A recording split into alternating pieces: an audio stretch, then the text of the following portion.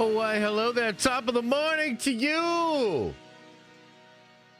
It's time, baby. It's time to get into this nerd-venging. And also, I've got good news and I've got bad news, chat, okay? I've got good news, but I also have bad news. Okay, so let's talk about it. Let me pop this chat out so I can see you guys. Let me get this on here so we get to the multi-stream. We appreciate our Twitch viewers. Yes. Yes. Okay. Okay, let's get into this. Okay, listen, Linda. Linda, you're not listening. Oh, and also, hang on. Why is stuff going crazy? Okay, let's get that turned on. Let's get that turned on. Hey, look at that. Almost 1,400 members. Well on our way to our 2,000 member goal. Okay, guys, let me tell you the bad news, okay? The bad news first. Today's stream is going to have to be a shorter one. And the reason why is I have to go to jury duty.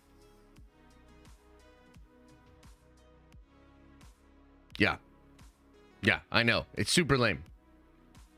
But it is what it is. So I've got to go to jury duty. So I have a hard out today at 12:30. So we have an hour and a half today. Now, look, here's the deal.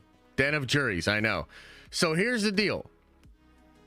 Hopefully we go in today and they're selecting the jury and they take one look at me and they're like, oh, hell no. Get this dude out of here. Okay, so hopefully that's what it is. We'll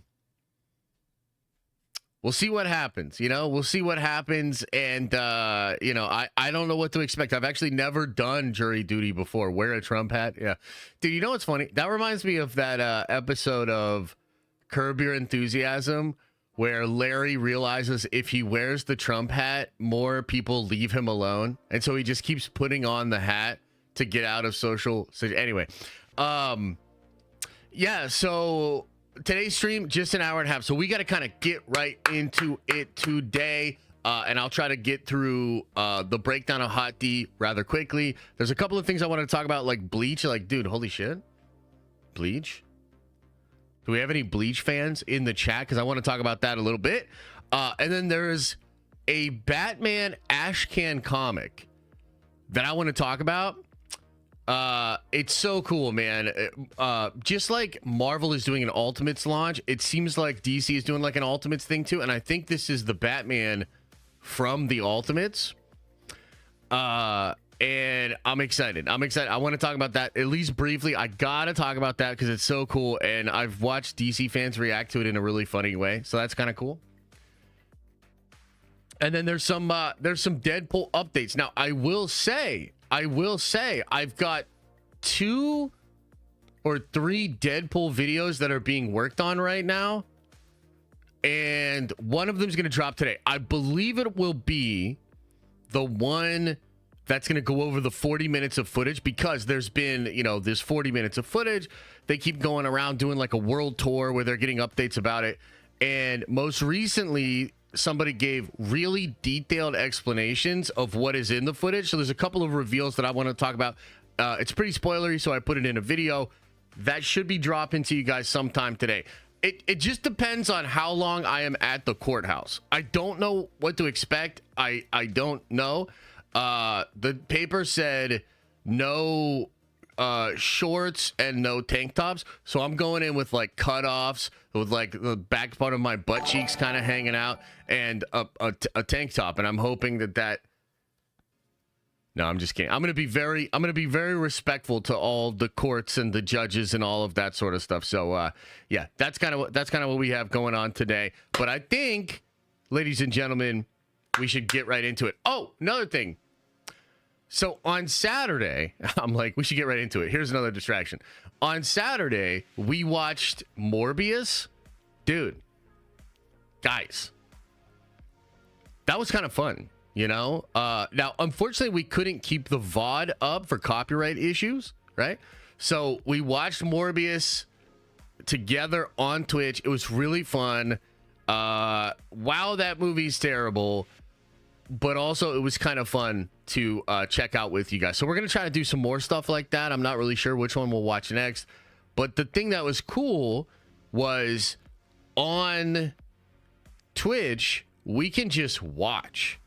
Like, we don't have to like hide the footage. We can just have the video, the audio, and I can pause it. So it's kind of fun to be able to do watch parties like that. And I'm kind of thinking maybe we get into some Deadpool movies, maybe the Fox X-Men movies, so we can, yeah, we should watch a good movie so we can get kind of excited about Deadpool.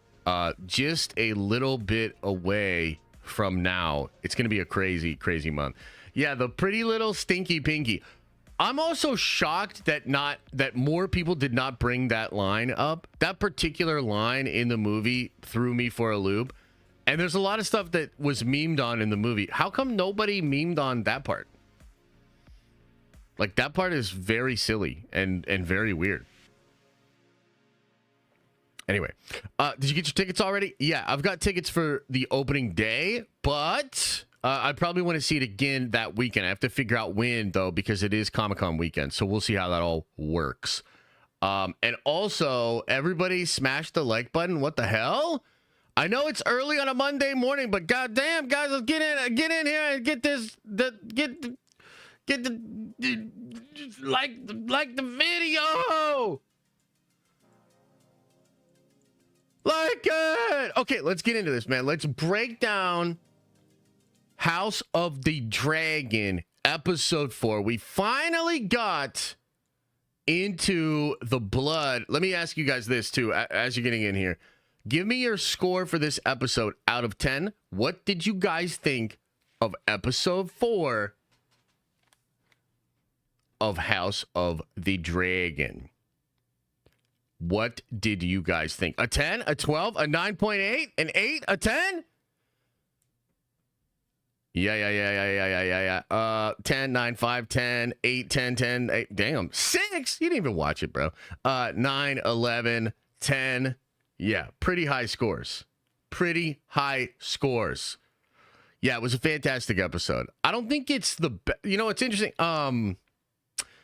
I don't think it stands up to like Battle of Bastards or Hard Home or some of the other, you know, the Battle of Winterfell, some of the other very, very crazy episodes in the history of Game of Thrones.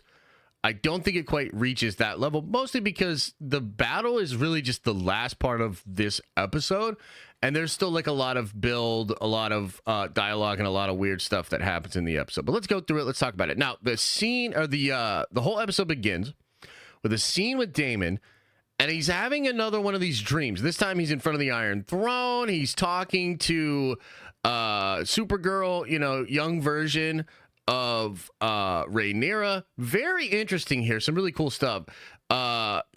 Speaking to the core trauma at the sort of core of Daemon as a character. And this is the fact that, you know, he covets the throne, but maybe he covets the throne because he really wants the approval and the love of his brother. And there's some really weird, problematic stuff that's going on with Rhaenyra, and she kind of is made by him. And so there's like all of this kind of weird stuff that's going on here. Now, he cuts off her head, and she's like talking to him too. Also, dude, this scene was so cool. Where he wakes up. Oh, wait, we got to take it back a little bit. When he wakes up and has the blood on his hand, I thought this was amazing, dude. Oh, wait, what? Is this it right here? Yeah, this right here. And then when he goes to look at it, it's gone. That was a really cool cut. I like that quite a bit. So, Daemon having weird-ass dreams again, woken up by this guy, and he goes and has a meeting with this young dude who is kind of like the representative of the house. Remember, there's like the old dude who is not really all there. According to this kid, he's just taking mead and slowly dying. And Damon's like, well, dude, why don't you just like strangle this bitch ass and get this shit over with, because you need to speak, you need to be in charge, or you're no good to me.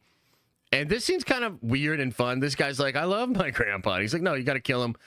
So it's again just showing Damon and showing just how roguish Damon continues to be. And he sort of ends this conversation by saying, you know, which one of those people were fighting for the Greens and the Blacks that had the battle at the burning mill?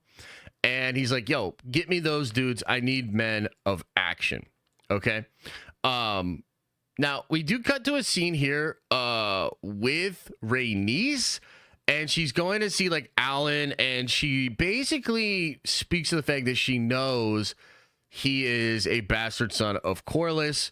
Kind of a weird scene. I wonder what you guys thought about this. This is just kind of a weird scene for me. I'm not really sure where her head is at in all of this. She doesn't like seem scornful or upset.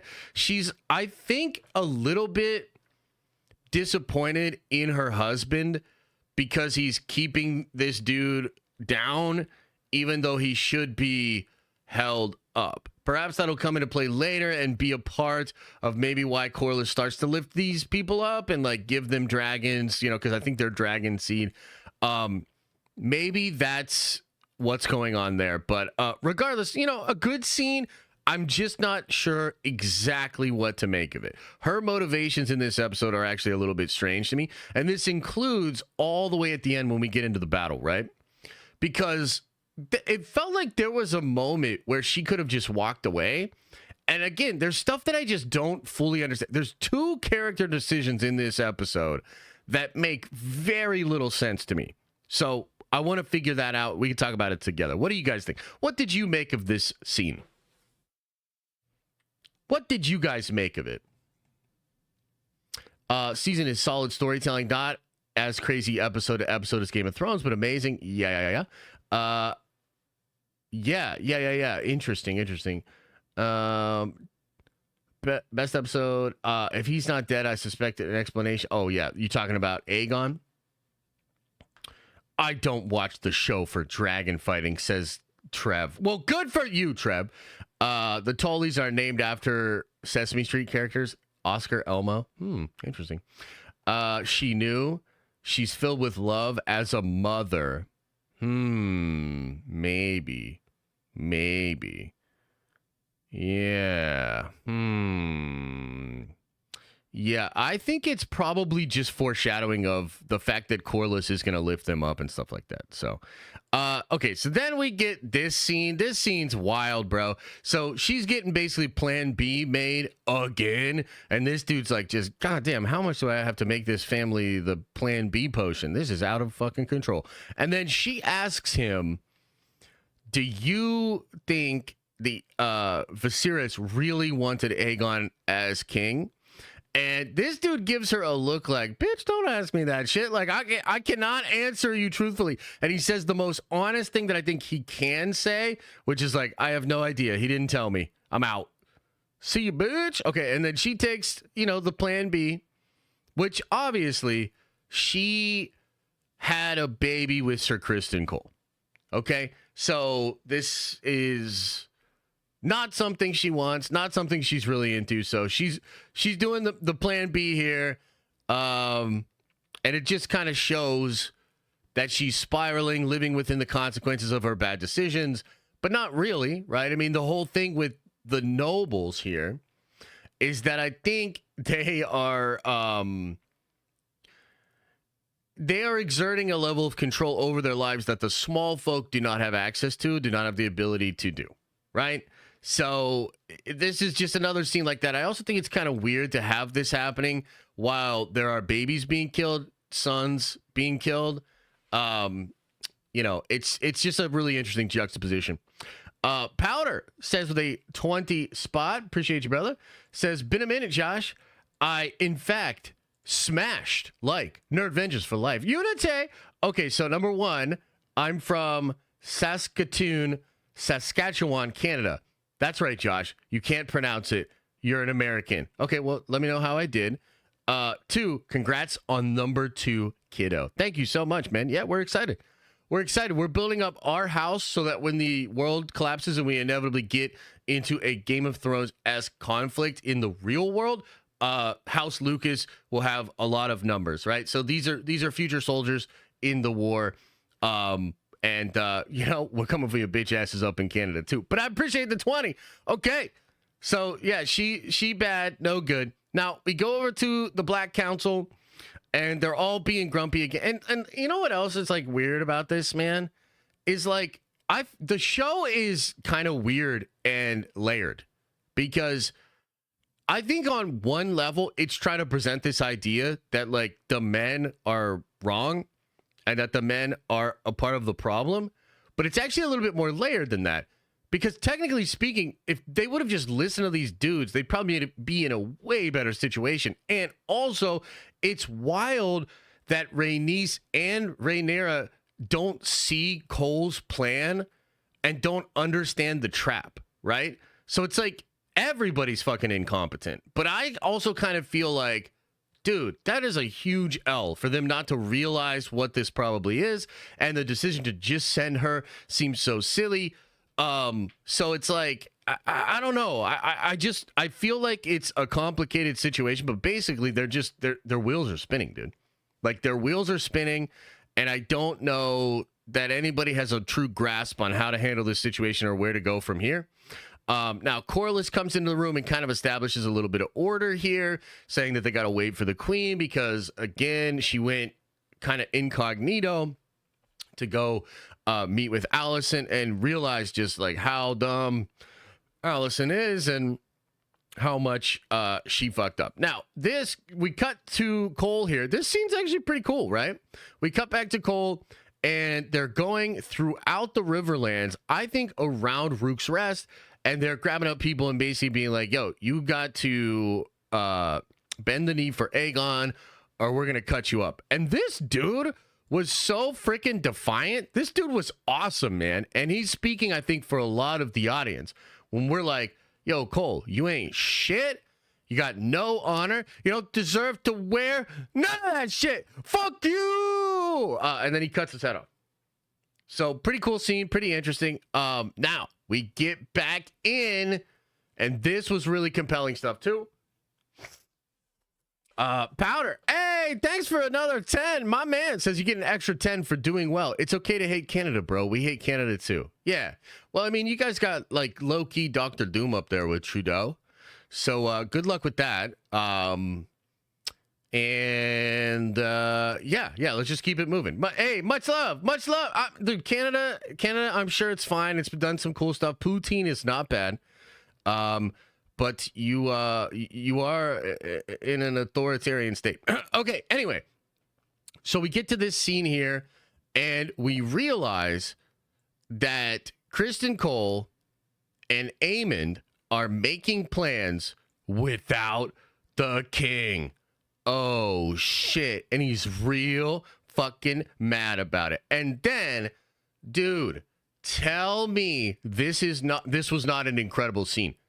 This is dope. The way Aemond goes into High Valyrian and just starts talking that shit in front of all the council members and in front of his brother. Oh my God, it was savage. And, you know, the actor said in the post-interview thing, he was like, yeah, this is like a public execution. And I kind of agree. Like, this felt savage, dude. Like, incredibly savage. And you kind of see what's happening. Control is being taken. Plans are being made. The king is basically a puppet. He's front-facing but has no real power. And this was perfect. This was absolutely perfect. And it felt so ice cold. Speaking of Dr. Doom, this dude's a little young, but just make him Dr. Doom. Holy shit. This guy would be an incredible Dr. Doom. Especially even if he was like a younger Doom. Like if they did some stuff with him and Reed in college. Whew. That is a very good performer. You know, his bone structure and the ways, but very villainous. You know, with all of the triangles and the shapes. We've talked about this before, but like in animation, you will use a lot of round shapes and round edges on your heroic characters, and the villainous characters have a lot of triangles, a lot of harsh angles. That is a thing within character design. It is often replicated by casting directors, and you know, Chris Pratt versus you know, this guy right here. It's just kind of an interesting thing, but this scene was fan-fucking-tastic, and the homie's got nothing to say really. Okay, so then we cut to Allison. She's putting a heated blanket on her belly. You've got Sir Foot Fetish guy coming in there. He spots the bottle right away, and he's like, God damn it, this bitch. Now I thought for sure he was gonna be like, get them dogs out. Put those feet right in my face right now, because I've been working really hard. But he didn't. He didn't. In fact, they just have a conversation about what the king really wanted, and they basically just agree that Viserys's wishes died with him. It doesn't really matter what his intentions were. It's wartime. It's time to go to war. Okay, now we get another crazy scene here with Daemon. He's following a one-eyed version of himself, which I think is meant to foreshadow something that's coming, but also show the parallels between him and Aemond. They are both very, very similar. And then we get into this scene here. Now, what's this lady's name again? She's in the books. Apparently in the book, though, there's no real connection to Daemon and her in Harrenhal. Like, the book says that whatever her charms or magics or spells were, Daemon seemed to be immune. That's what it says in the book. Now, that's obviously not what's happening here. Alice, okay. So Alice explains that he is sleeping in a weirwood bed. The bed's literally made of a weirwood tree, which explains the visions. But also, she talks about how Harrenhal itself was built on top of a forest of wayward trees. And that there's like magic there. This gets into like the old gods and stuff like that. Now, she is making some kind of potion here, and this scene is really, really weird because it's implied that there's like blood or blood magic or some kind of bodily fluids or something in the tonic that she is giving him. Now, I saw something that Alt-Shift-X said, and I thought this was fascinating. He was talking about how in the books, Bran takes a potion when he's with the three-eyed raven, and the potion opens up his mind. It like allows him to be a little bit more like the three-eyed raven, right? But it's implied that the guy that brought him there, remember that dude that brings him there the whole time, even though he sees his own death? It's implied in the books that the tonic that the three-eyed raven makes Bran take is made of that dude's flesh and bone. Yeah, Jojen. That it's actually his body that makes the potion and allows him to like see. So what the hell is going on here with Alice? What is she making with this potion? It certainly is meant to look grotesque. I think it looks like bodily parts or bodily fluids. Like right there when she's licking the finger. Come on, it looks like blood, right? It's supposed to look like blood. So something really weird here going on with the blood magic, and I find that to be so interesting. But here's the thing. Why does he drink the potion? Like I said a little bit earlier, there's two things that happen in this episode that don't make sense to me. This is the first one. Why in God's name would he drink the potion? Anybody know? Like, what? Does anybody have an explanation within? Because this just feels so wild. I would love for somebody to be like, okay, here's why this happened. Here's what's going on.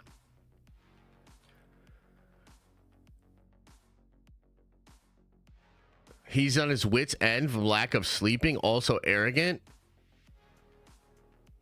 It still doesn't. I mean, I see what you're saying, but that doesn't like click for me.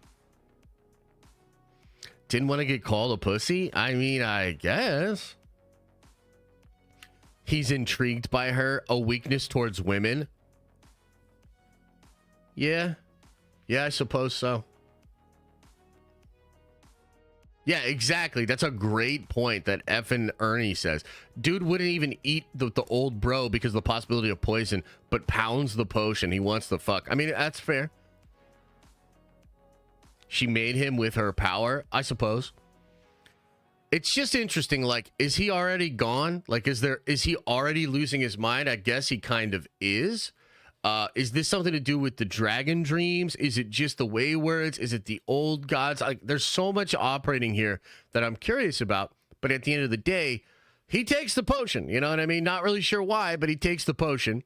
And then he wakes up in the middle of a meeting. By the way, guys, this happens to me in a stream sometimes.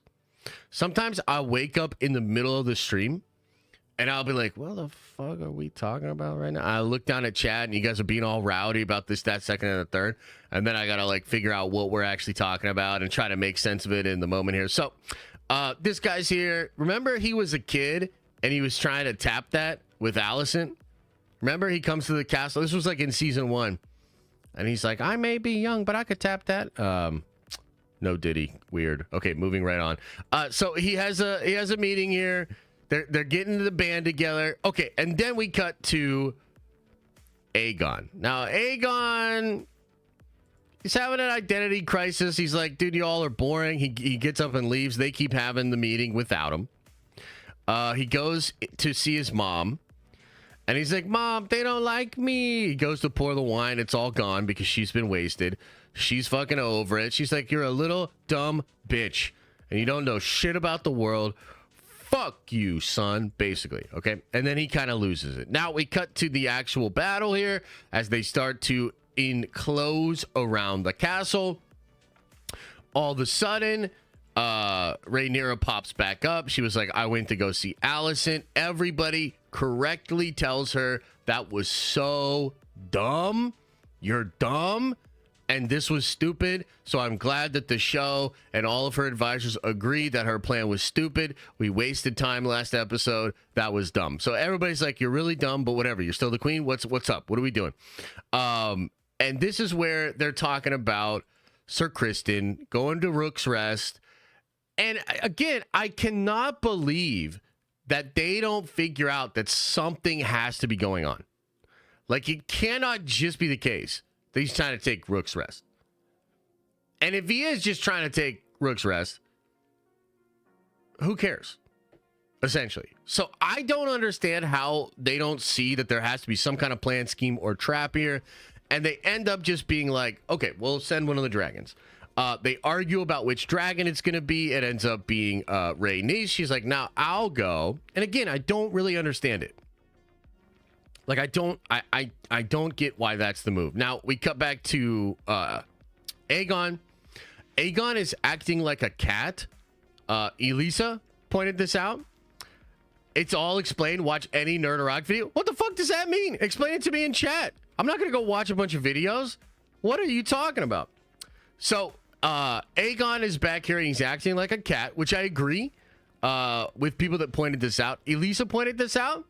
And then I was like, I don't know about that. And then I saw on Twitter, a bunch of people were saying the same thing. So he's acting like a cat. And then he goes to get ready. Rhaenys heads off. She's like, one more battle. And then we get into the actual setup of the fight, which was pretty cool. She takes off. He's telling, oh, by the way, in the middle of this, she tells the story of the Dance of Dragons to her son, which is kind of cool. And then we get the shot of the king heading out there as well. So shit's about to pop off, right? We get into the battle itself. The action with the dragon was cool. I thought it was pretty good. You get the plan revealed, right? That it's a big trap because they have Vhagar there. But right as the trap is about to be sprung, he sees his brother coming in and he tells Vhagar to chill. He's like, yo, hold up. Hold up. Let's just let this play out a little bit more. And I think it's pretty clear. Like, I think it's pretty clear and pretty obvious that he wants his brother to die. I think that is obvious. Otherwise, why wait? he also literally attacks them as they clash in the air and orders Dracarys. He orders the fire right away. And basically he burns his brother, right? I mean, this is the shot of this right here. Now, there's a little bit of a question as far as how repellent, how fireproof are Targaryens. And I believe, because I think Aegon is going to be sort of like burnt really, really badly. I believe they're going to be a little bit resistant, but they're not fireproof. They're not like Daenerys. Like Daenerys is able to walk through the flames and shit like that. I'm not really sure what's going on there. But I think that's what we're going to find out, because in the book, he is just burnt to a crisp and can't really, like, he's alive, but barely. You know what I mean? He's kind of kept barely alive for over a year as Aemond essentially takes over and rules. So that's probably similar to what they'll do. Now, I thought the dragon fighting was awesome, especially with Vhagar. Like, dude, Vhagar is so brutal and just so much bigger than the rest of these dragons. Like, it was really interesting because I think Rhaenys and her dragon are very, very capable. You can tell when they fight Aemon or Aegon that, like, she's a way better rider. That dragon's way better at fighting, because they kind of punk out the king and his dragon. But then Vhagar comes in, and it's like, you just see it, man. Like, Vhagar is the biggest weapon in the realm, and it's very obvious. Like, look at this shit. This is crazy. And then, like, Vhagar just grabs one of the legs and kind of like breaks it, tries the fire, tries slashing. Like, this shit was beautiful. And I do see why they call it a dance, because it's graceful but also horrible, right? So we finally get our dragon fighting. I thought it was really cool, although I don't understand, because, like, it's really emotional, it's really touching, right? As this is all happening, there's a lot of subtext to what Rhaenys is feeling, and I don't know if any of us fully understand it, because she's obviously, like, thinking a lot. She's emotional. She's like, when she tells her dragon to attack again after this first conflict, there's like a lot of sadness in her voice, almost like she's reserved to die and that they're both not going to make it out of here. Like, you can kind of see that that's happening, right, through her body language. I suppose she could feel really guilty, right? Like, she could feel really guilty because she could have just killed them all. At the end of season 1, she did have that opportunity. She could have killed them all. She could have ended this war. And when you're, like, actually in it, in a dragon fight, it's probably, like, crazy. And as you're seeing all the destruction and everything, and it's, like, weighing on you, and you're like, damn, I could have prevented all of this. I wonder if that's part of what's going on. I've seen some people say they feel like she is reserved to just try to kill Aemond and Vhagar. I don't see that at all. That's not what I see in her body language or anything like this, right? So there's like a lot of remorse there, maybe guilt, and then she gets got. And this was so sad. You know, her dragon kind of like looking back, like telling her basically like, I'm sorry. And yeah, she basically decides to die. This shot here, man, a little haunting. But she's not even fighting it, and she's just reserved to die, you know? So pretty freaking wild, dude. Now, some of my favorite stuff in the episode is actually in this scene right here. Because I love, in the last episode of Game of Thrones, after Daenerys goes Mad Queen, and they're, like, I remember Jon Snow and Tyrion are just walking through King's Landing, and it looks like a nuke went off, and it's just horrifying, right? Horrifying. That is the same kind of vibes and the same kind of energy that I get from this scene. When he wakes up and there's just like ash all over the place, right? And he goes to touch that one soldier, and the soldier just like bends over and falls apart because it's just ash. This was great. And I just love this kind of stuff. Like just living in the absolutely harrowing aftermath of a dragon fight. And you'll see, because we've seen it already in the trailers and stuff, and we'll see it in the preview for next week, Kristen Cole has kind of changed. And at this point, he understands that, like, we've just given the war to the dragons, I think is one of his lines. And he realizes, like, how insignificant individual soldiers are. I think it's really starting to settle in just how bad shit is about to get. And I loved it. I loved this part. I mean, look at all this death and destruction. It's so crazy. So then he finds where the king is at. Okay? So the king and his dragon, after being obliterated by Aemond and Vhagar, crash land in the forest. Now, when he pulls up on dude has his sword out. And I'm pretty sure he was just going to kill his brother. Put his brother out of his misery and end his brother's life. Does anybody doubt that? I'm pretty confident that's what was happening there. Okay?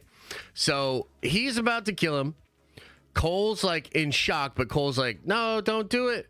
And he's asking, like, where's the king? We don't get to see the full body of the king, but he is obviously super messed up. And Cole is like, I cannot believe this shit happened, right? So hard to say who came out on top with this battle, because on the one hand, they've both lost a dragon. Vhagar is still the most valuable and powerful weapon in the realm, but the Greens lost the king. I mean, he might technically still be alive, but they lost the king. So if this was a chess game, like, it's over, right? But it's, you know, it's not really. But the Blacks also lose Rhaenys and a dragon. And I think this is probably going to be the turning point where the dragon seed begin to become really important, because both sides are down on dragons, and now it's going to feel a little bit like, you know, building up the stockpiles. We need more bombs, need more dragons. So it's really crazy. It's going to be hard to say who has a worse loss here. I wonder what you guys think about that. Like, what do you guys think? But yeah, this is really fucking bad. And I think Cole, like, I think Kristen Cole, this is a turning point for him. I think he liked Aegon, you know, and remember, he didn't want to rock the boat when Aegon brought all his boys onto the Kingsguard. Aegon makes him the hand. You know, I think he liked him. He didn't think he was a capable king, but he liked him. And he also, of course, has feelings for Alicent, and he wants to protect their children. So now he's going to have to face Alicent. Another one of the children is lost, even though he's not dead. I mean, he's all but dead, you know, burned to a crisp, totally just annihilated. And this castle doesn't matter. This castle does not fucking matter, dude. So I don't really know how to judge this one, but damn, that is a crazy ass episode. I was very excited to finally see some dragons actually fighting, and I thought it was dope. So what do you guys think? What are some questions or some things that you noticed? Is there anything I got wrong? Is there anything I missed? Let me know, chat. What do you think? What do you think? Did I watch the interview at the end? Yes, I did. What part are you asking about? Aegon alive? I believe so. Yeah, I believe so. Aemond has the dagger with the Song of Ice and Fire prophecy on it now. Yes, the cat's paw or whatever, the Valyrian steel blade. Yeah. I thought it was one of the best episodes of television I've seen. Damn, okay. I mean, I thought it was pretty good. I don't know if it was the best ever, but it's pretty good. Zach, appreciate the 5 spot, says, I'm about to quit my job so I can watch these streams live again. But take my money in the meantime. Wait, what? I cannot advise you to do that, but maybe you can find a way to listen to the streams while you're working or something. I don't think that's a good move, bro. It's no Battle of the Bastards. Yeah, I agree. John Cross says, got the 26th off both jobs. Seeing Deadpool the 25th at 7 p.m., 9:30 p.m., and 12:45 a.m. Let's fucking go. Hell yeah, bro. Hell yeah. Let's go. You got to come by the stream too, man. That is San Diego Comic-Con weekend. Oh, I can't wait. San Diego Comic-Con weekend. Let's go, baby. Aemond was sheathing his sword when Cole walked up. He wasn't going to finish his brother off. I don't know. At least though, I don't know about that. Does anybody agree with her? What was in Damon's drink? I don't know, bro. On vacation that week? Family vacation? Well, you better tell the family to leave you alone that Saturday night. Because it's time to get in the tower, baby. It's San Diego Comic-Con weekend. Hell yeah. The one thing you got wrong, the pronunciation of harrowing. What did I say? How did I say it? And what's the right way to say it? And also, whatever way I say it is the right way to say it. Trick question. I hate Kristen Cole, but he's a phenomenal villain. Yeah, he's pretty good. Pretty good villain. Love to hate him. Yeah, he torched his brother and almost killed him. Maybe he tried to finish him off. Yeah, I don't see... Like, here's the thing. I don't see any reason to believe that he wasn't going to kill his brother. I mean, it looked like he was going to kill him in that small council meeting. He tells Vhagar to basically blow his brother up. Watches him fall. He waits because he sees that his brother's coming in. I mean, what? Like, he's going to do all that, but then just stop right at the end there? I don't think so. I think he was going to kill him. I think. Hard Home is still the best episode of any Game of Thrones show. It's an incredible episode. And the ending, when the Night King raises all the dead, bro, we haven't had a moment like that. Like, you know, wow, that shit was crazy. That was terrifying. Damn. I think he wouldn't kill his brother ever, to be honest. Well, he's already considered a kin slayer. So that's the other thing, right? The whole realm already thinks he's a kinslayer because he killed Luke. So does he really care?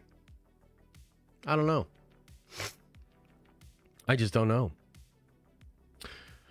He trained to be king while his brother drank and fucked around. Yeah, no, I think that's totally fair. I think that's 100% the truth, man. Like, he was more prepared, more studied, more learned, better in battle.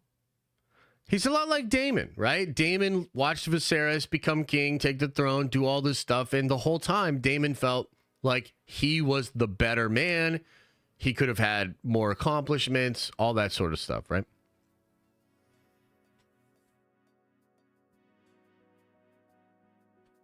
The build-up to the battle was even better than the battle itself. Rhaenyra's voice over to Jace as you see the soldiers and dragons gearing up for war, just all of them. Just give them all the enemies. Oh, the Emmys. Yeah, no, it was good. It was really good. I don't think... I think he doesn't have proper control over Vhagar and wasn't upset he accidentally hit his brother instead of his aunt. Yeah, I guess there's some question there as to what the intent was for Aemond. But I mean, I think the setup from last week, like, do you remember last week when I said, I don't understand this scene in the brothel? Right? Like, I just don't get it. And then I said, maybe it's there to sow a seed of conflict between the brothers. That's obviously what it is. So obviously now, with that scene in mind, I think a lot of his actions in this episode make more sense. You know what I mean? Viserys wasn't an idiot, though. I mean, I don't know how to answer that. I mean, Viserys, I think we all like Viserys because he ends up coming to Rhaenyra's aid.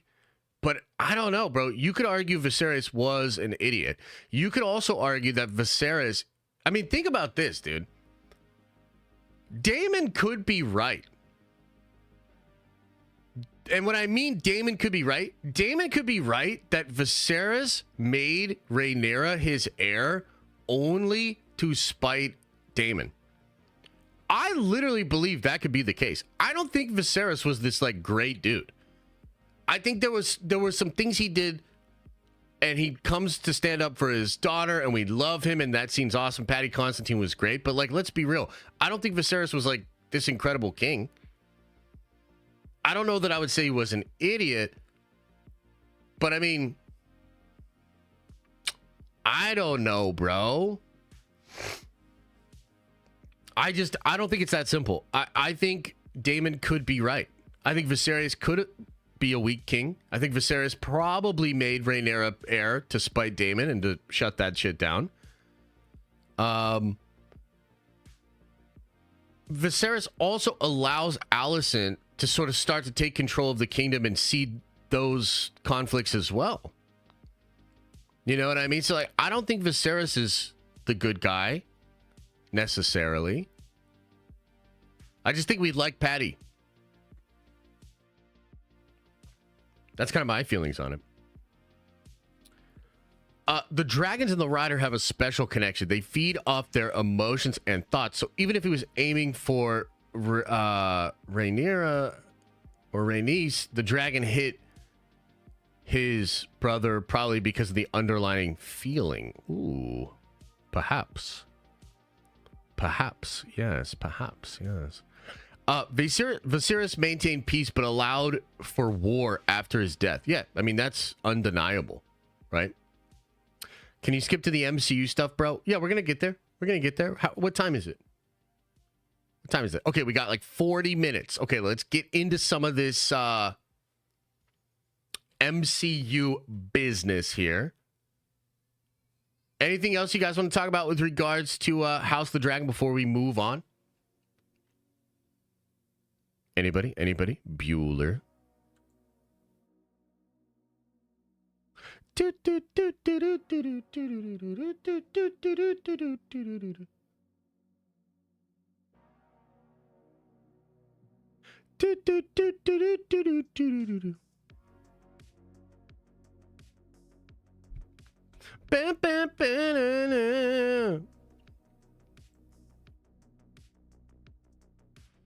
Viserys happened to rule after a time of peace created by his grandfather. He wasn't a great king. His grandfather was. Yeah, no, I 100% feel you on that for sure.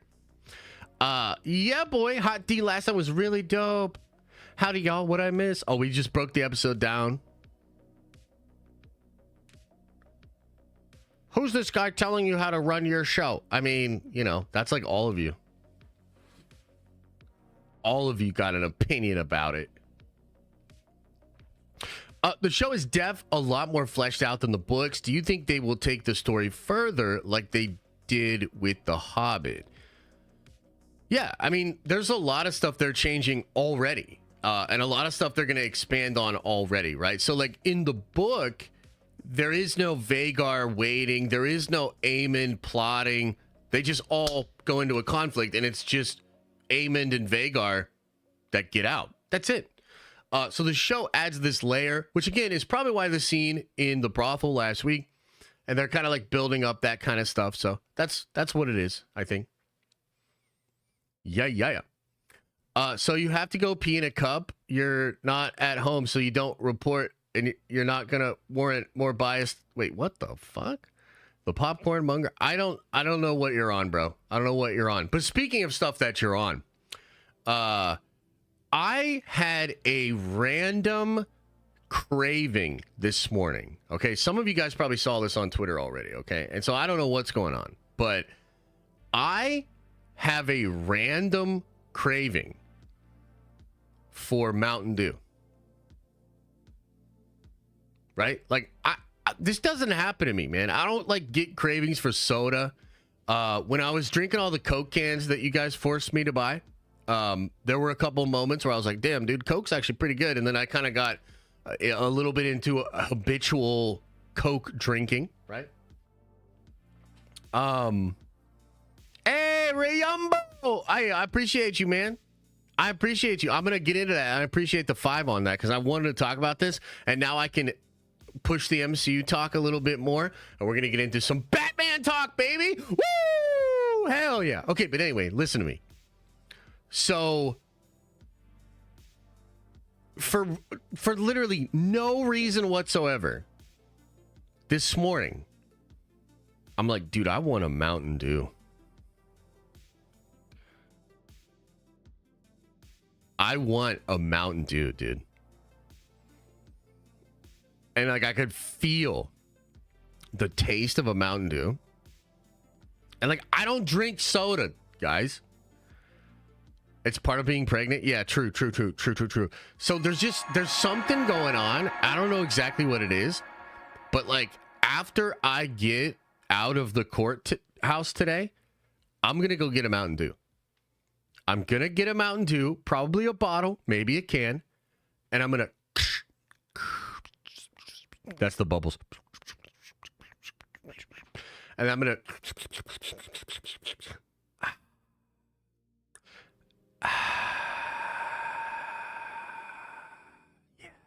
It's going to be good. The courthouse? Oh, yeah. So for those of you that were not here earlier on in the stream, we've got 35 minutes. I have a hard out at 12:30. I have jury duty.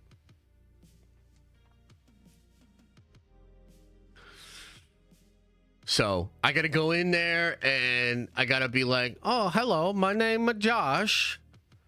I do a YouTubes. And they'll probably be like, get the fuck out of here. But we'll see. Yeah, there's nothing I can do.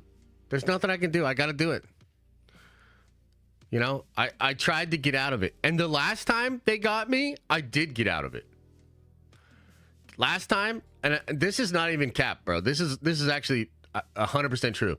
The last time they tried to get me to do jury duty, I said, I am the sole earner of my household, and I'm very busy, and we just had a baby, so I can't do it. And the judge was like, okay, but we're going to hit you up next year, and you got to do that shit. And they hit me again, and I said, I am the sole earner of my household, and we're having another baby. And the judge was like, bullshit. You're just trying to get out of jury duty. Get your ass in here. So, didn't work. Okay, anyway. C-Dub says, my favorite part is when Aegon could barely speak Valyrian. Icon has war, that he pushes the cup off the table like a cat. Yeah. Is this TTS going to work? On the 999 or no? We still haven't fixed that? I thought we fixed that. The fuck? Did I really plan another baby just to skip jury duty? Yeah, absolutely. That's the whole thing. And now it's not working, so whatever. Okay, let's go to Ray Umbo's question here for 5 spot, guys. And we got to talk about this, okay? We got to talk about this. I want to talk about Batman. I want to talk about absolute Batman. Let me look it up. Are you guys paying attention? Are you fucking guys paying attention here? Are you listening to me?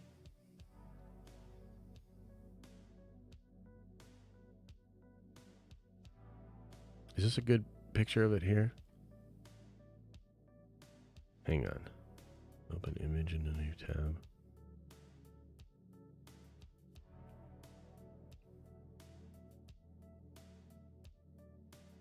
chat. All right, let me get this pulled up. We got to talk about this. Okay, we got to talk about Absolute Batman. What is Absolute Batman? Well, this is it right here.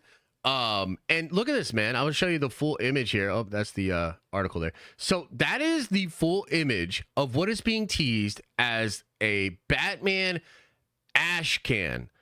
So does anybody in chat know why it's super weird that they're doing a Batman ash can at San Diego Comic-Con this year? And then I'll go on to explain what the hell is going on here, what I think is happening. Okay, so look, I'm just going to spoil it. The reason this is so weird and the reason this is crazy is because I made a Batman ash can.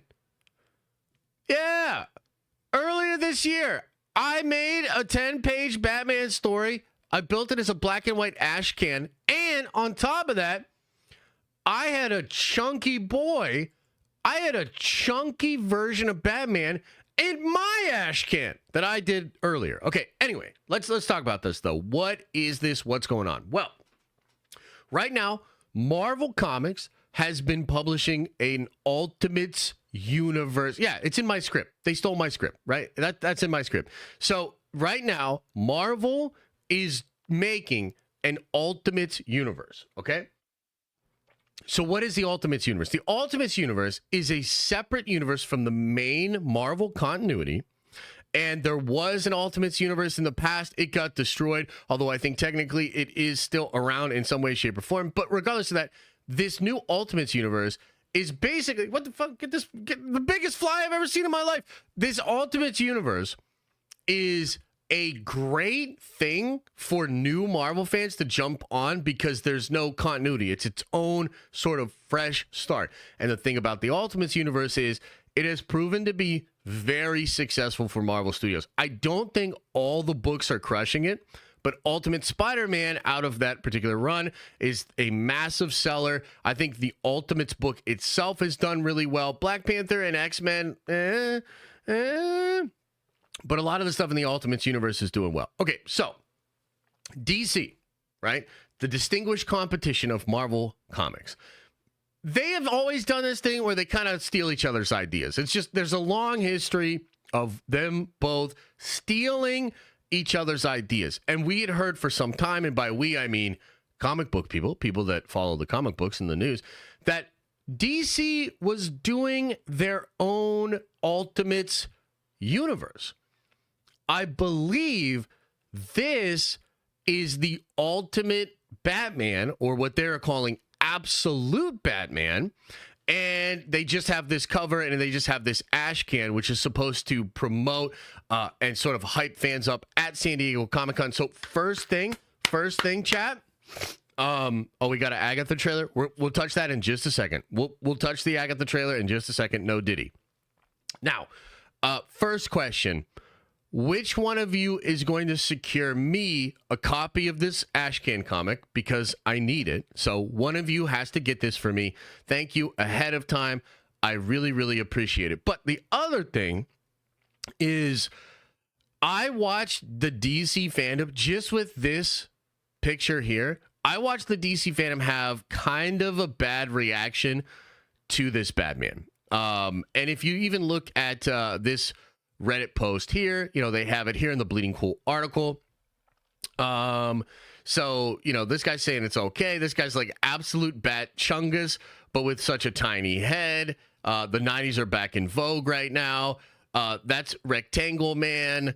Personally, I would have avoided involving Snyder since he's already written Batman too many times, but I guess it was to be expected since he's few famous writers still affiliated with DC. Yeah, so you've got like people kind of mixed on this, I guess, Absolute Batman or Ultimate Batman. But I just want to say, this is perfect for me. Chat, if you remember a lot of my complaints about Robert Pattinson Batman, a lot of the stuff that they do with Batman, I want to see a yoked Bat God And I want to see this dude just kicking a bunch of fucking ass, dude. And so I don't know exactly what this is, but this is officially my Batman. This is my Batman. I don't know any of the details, but just based off this yoked motherfucker with spiky armor and some weird actual Batwing type things. I mean, dude, this is so close to the shit I was doing in my Ashcan. It's kind of weird. The universe is weird like that. But I am officially all in on absolute Batman. He's drinking Trembolone. Fucking jacked to the gills. This is my Batman. So I wanted to bring that up to you guys and just say that we're a DC channel now. I'm really excited about Absolute Batman. So I'm going to be adding this to my pull list. I can't wait for this shit. This is my Batman. So just wanted to bring that up. And also, what do you guys think? What do you guys think about jacked Batman? You think it's cool?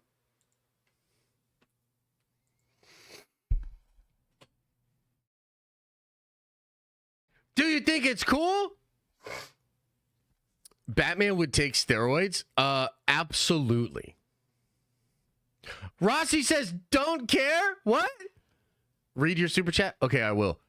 Chris Listenfeld says, Agatha trailer just dropped. Okay, cool. We'll do that. Where's your trailer? Your thing. Wait, what? I think I did read it. Rayumbo? I read your shit. Wait. Who said I didn't read their chat? Rambo. I read it. That's what brought me here. That's what made me want to do this. Sheesh. Okay, should we do the Agatha trailer now? Is this real? Is it on YouTube? Should we live react to Agatha? Coven of bullshit?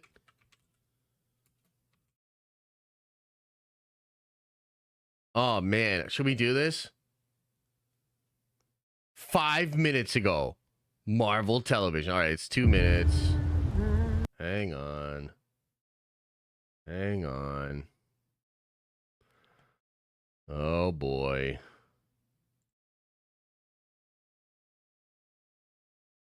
Oh, boy. Here we go. Agatha, Coven of whatever the fuck. I can't believe they're still making the show. First official trailer. Here we go.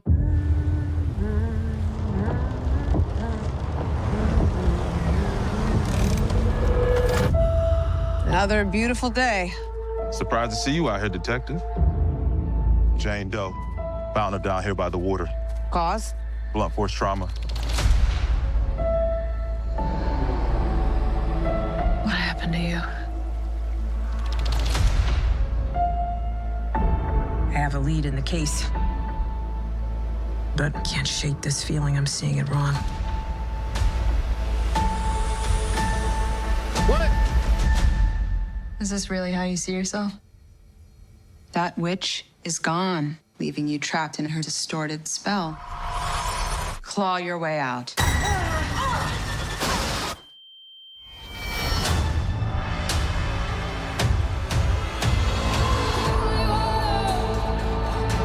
Okay. I miss the glory days. She took every bit of power I had, but I can beat that witch again. Okay. Well, the gang's all here. Let's hit the road. What? I'm gonna walk the witch's road. The road is a death wish. Join me. No. No.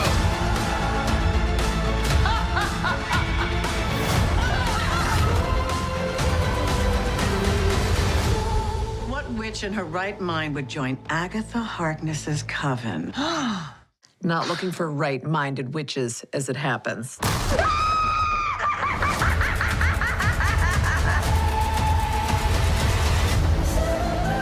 No. Sweetheart, you okay? Oh my God!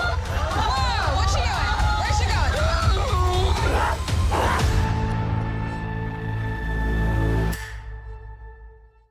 They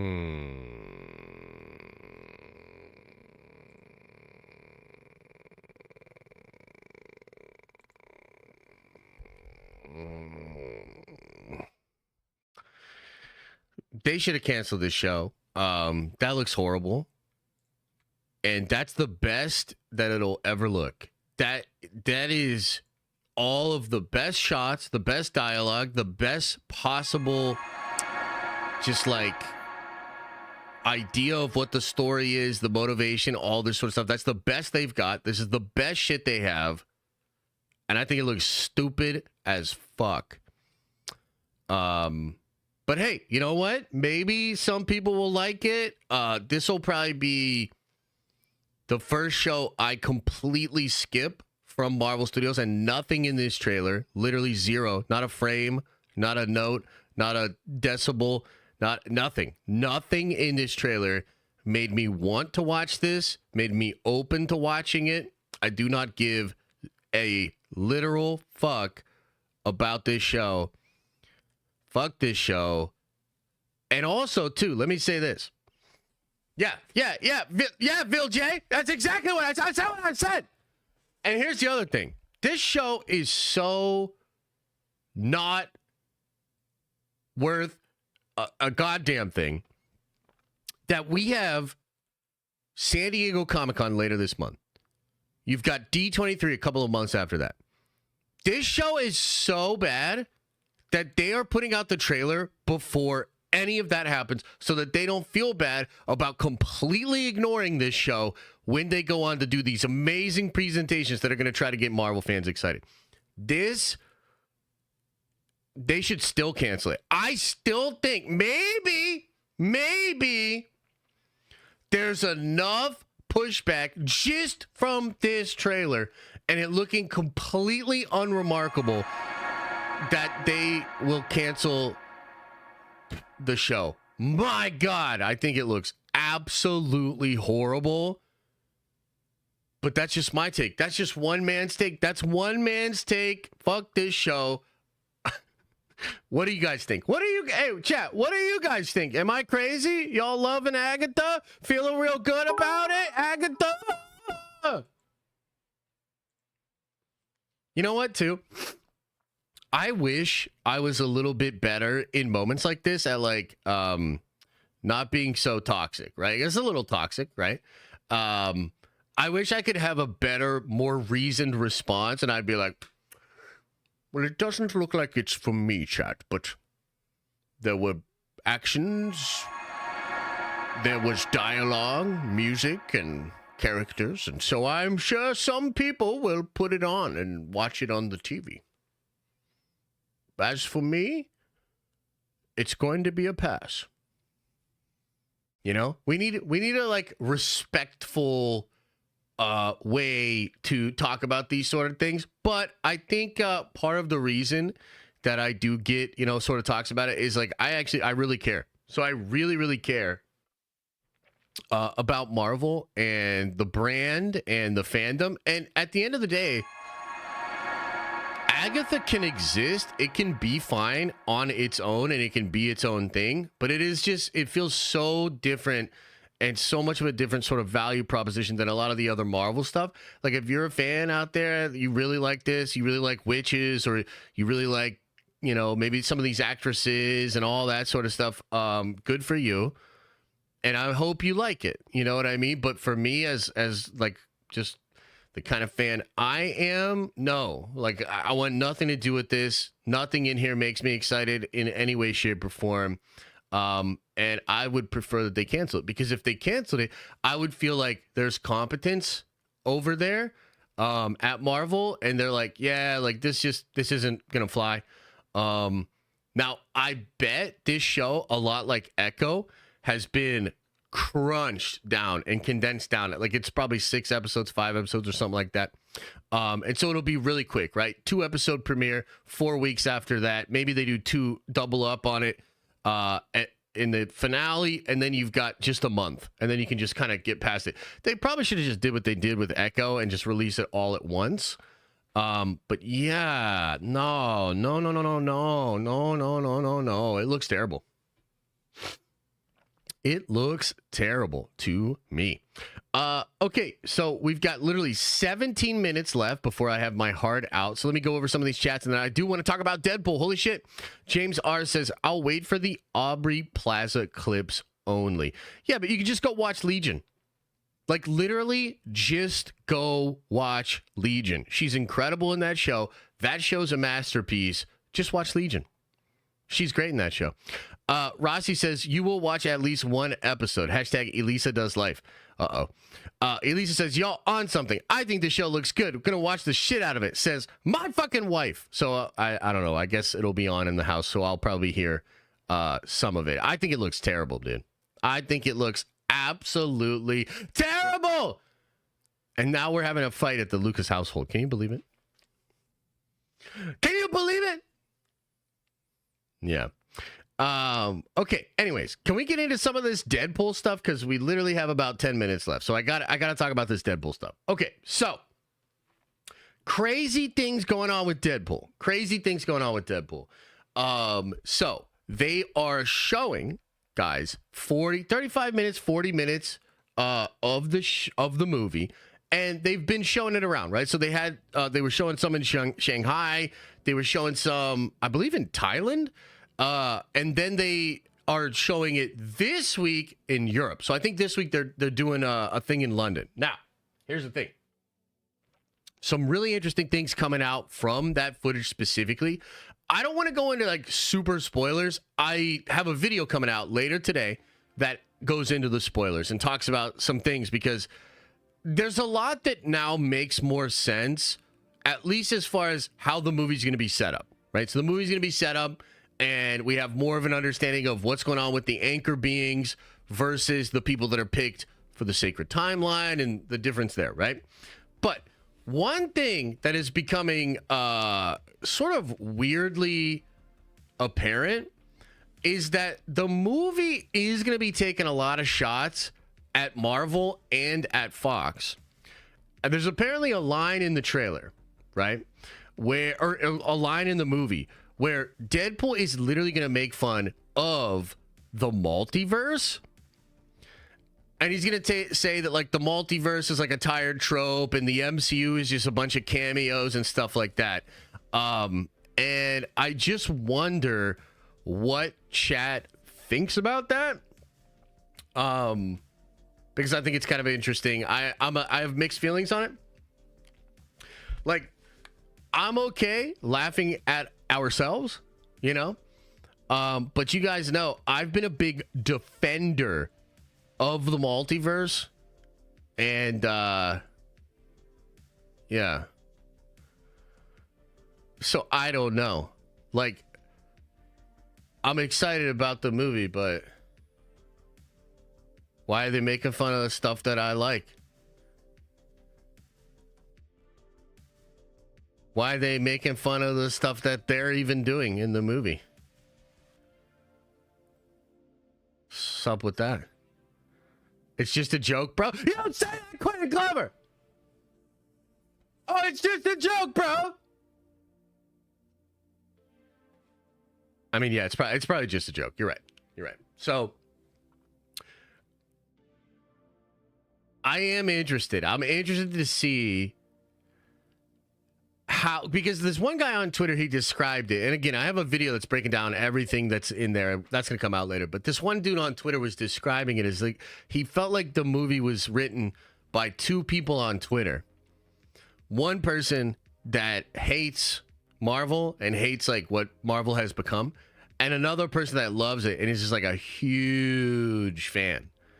And I'm like, oh shit, okay, well, that's going to be really interesting. And yeah, I don't know. Like, look, here's the thing that's interesting for me as a fan, and it's a little bit of like therapy here. Okay, so we're gonna go to therapy. So Deadpool's not actually my favorite comic book character. In fact, I don't even like Deadpool.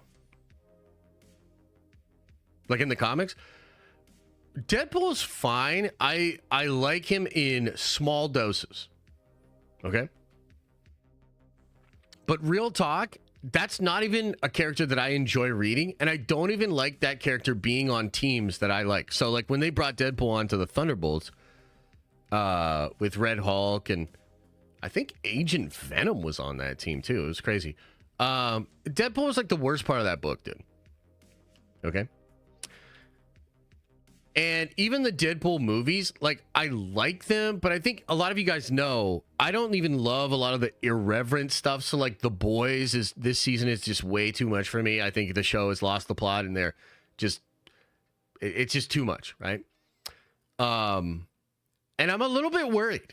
You know what I mean? I'm a little bit worried, I'll be honest, because I'm more of an MCU fan. I'm more of a Marvel fan than I am a Deadpool fan. Okay.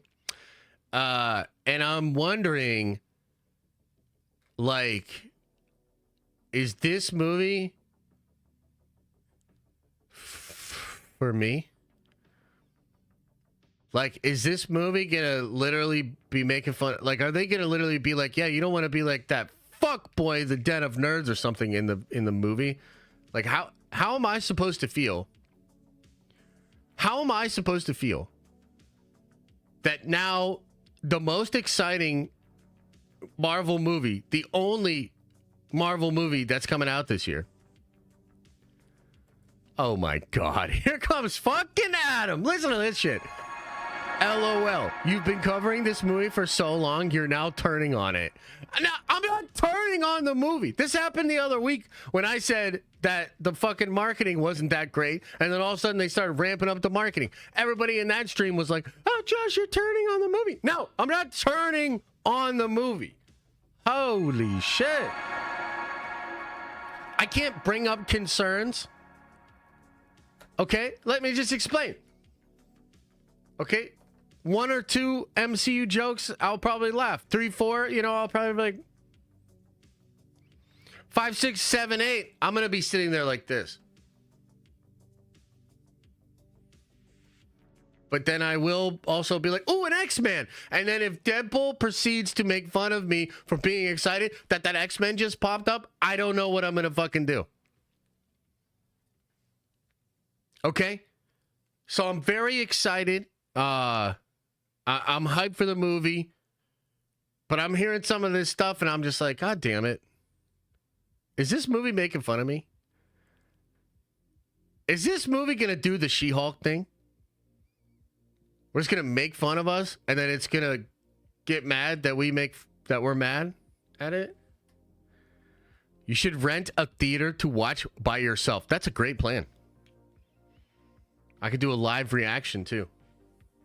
Bring my streaming equipment in, you know, and just stream me like this for 2 hours and 7 minutes.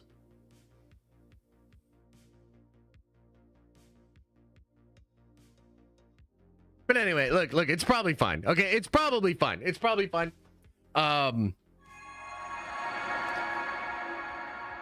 I mean, that is a real concern. That is something that's absolutely happening. So MCU joke counter in the left corner. Yeah, maybe we do that. Yeah, maybe we could do that. But I was wrong about the promotion.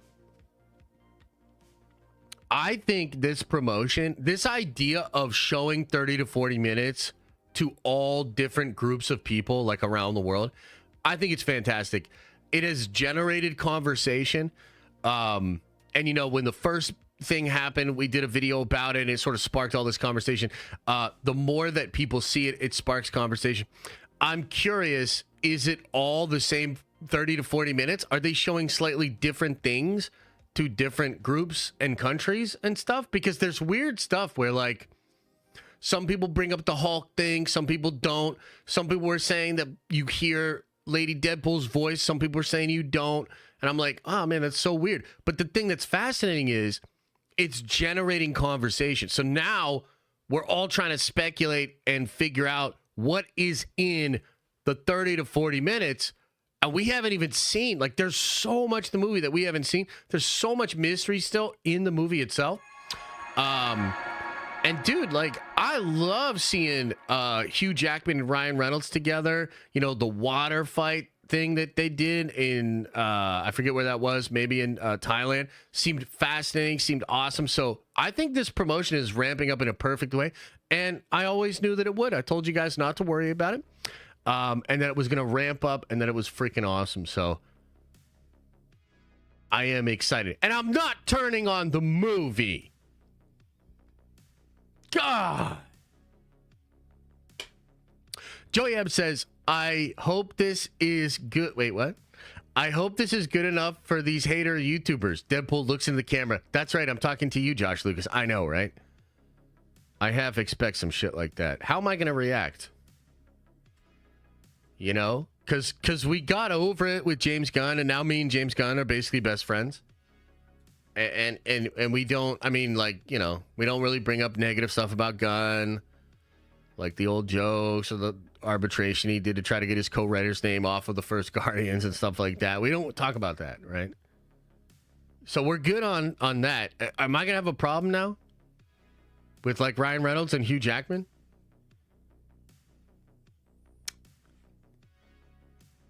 Yeah, I don't know. Josh about to build a house with all that waffling? You shut your goddamn mouth when you're talking to me. C. Black says, I read comments that people were crying after the 40-minute premiere. Yeah, because the movie was making fun of them. Blue Eyes Gamgee says, the Agatha show's proof KK Cartman is running it. God damn it. Prez says, 10-minute warning. Thanks, brother. Appreciate you. Yeah, guys, I have 5 minutes and I got to get out of here. Jacob Stowe says, this movie is for you. You don't say that. Okay, fine. Rossi says, you missed Elisa's member chat. You were already in the Agatha doghouse. No, I didn't miss it. I literally commented on it. What's going on here, Rossi? Are you watching the stream? Are you watching the stream? LMAO, you hate Gunn? No, I don't. Me and Gunn are like best buddies now, dude. Me and Gunn are like best buddies, dude. Good luck on your murder trial, jury. Dude, I got a couple questions for the chat. Okay, we got 5 minutes here. There's a lot I want to throw at you guys. I wish we would have gotten to more Deadpool stuff, but we got to the point of me turning on the film, so that's what's most important. Now, listen, chat, a couple of questions for you guys. Am I allowed to talk about the trial? Like on stream? Because, like, Elise and I were talking about this earlier, and I was like, yeah, no, I'm pretty sure I can get on stream and be like, yo, this is the guy. This is what he did. You know, this is the questions they ask me. Wait, you guys are all saying no. I don't think you guys know what's going on. Because somebody, like, it's very illegal. Interesting. Okay. No, you'll be sworn in. What the fuck does that mean? They're going to swear me in, and they're also going to say, don't talk about this on your YouTube channel? Look, I'm not a legal scholar here, but I watched some streamers during the Johnny Depp trial. So basically, my understanding of the law is, like, very ironclad. So I think I can basically say or do whatever I want. So maybe we'll do a surprise stream tonight. And I'll break down the whole case for you guys. Also, how fucking crazy would it be if, like, I'm in the court case and they bring up this part of the stream? Like, can you imagine me sitting there and, like, we're in this courtroom and everybody's being quiet and they just literally play this segment back on the in court? That feels like comedy, man. Can you please say, do you know who I am? Yeah, I should say that. I should say that in the jury. They'll be like, for the record, can you please state your name? And I'll just be like, do you not know who I am? Yeah, this is going to go great, guys. This is going to go great. Okay, 2 minutes. 2 minutes. I got 2 minutes and I got to get out of here. Okay, Rossi says, holy shit, you and I agree that Deadpool is overhyped character. I can't take too much of him, and the movies are overrated next to the MCU. Sorry, checked out. For the Batman nonsense. God damn it, Rossi. That's not what I said. I'm just saying there's some level of concern here. Look, I hope the movie's I think the movie's going to be dope. A lot of people are saying, too, by the way, just based off of this 30, 40 minutes, people are saying it's way more emotional than they were expecting. Hugh Jackman recently said on one of these stages, he said, look, the movie's really about friendship, so go grab your friends and go see the movie. And I think that's great. So I think the movie's going to be fantastic. We're going to see a bunch of X-Men. Oh, by the way, Kevin Feige recently said that the X-Men officially enter the MCU when Deadpool comes out. So that's his words, not mine, which I think means at San Diego Comic-Con, that will be addressed. It'll be addressed that we have the X-Men in the MCU proper due to Deadpool, and there's going to be a lot of cool X-Men, Deadpool kind of stuff. So it's going to be dope. Holy dollar hit, you and I argue that Deadpool is overhyped character. I can't take too much of him and the movies are overrated next to the Maku. Sorry, checked out for that Batman nonsense. Did that thing change its voice halfway through? What the fuck? Rossi, how'd you do that?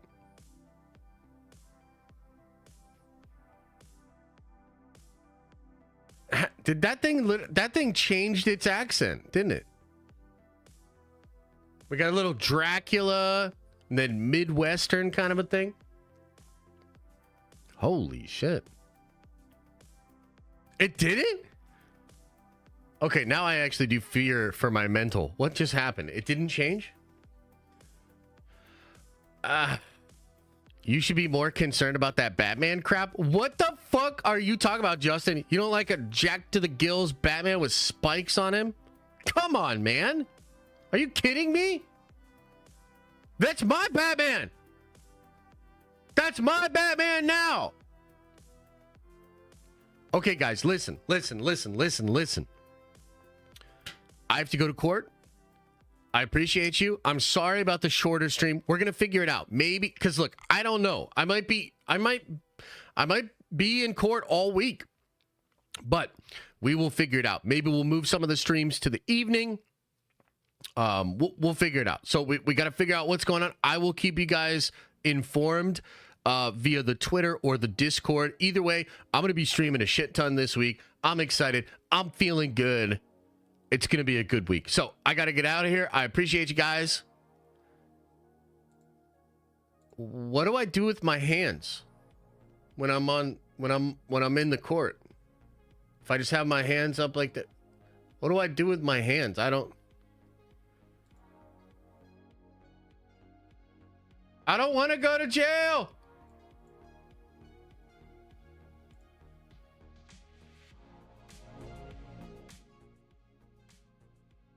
Oh, here goes Rossi again. That shit should stay in the ash can. God damn it.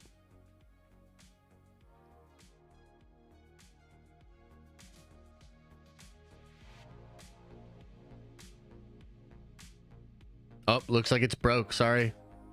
Sorry, Rossi.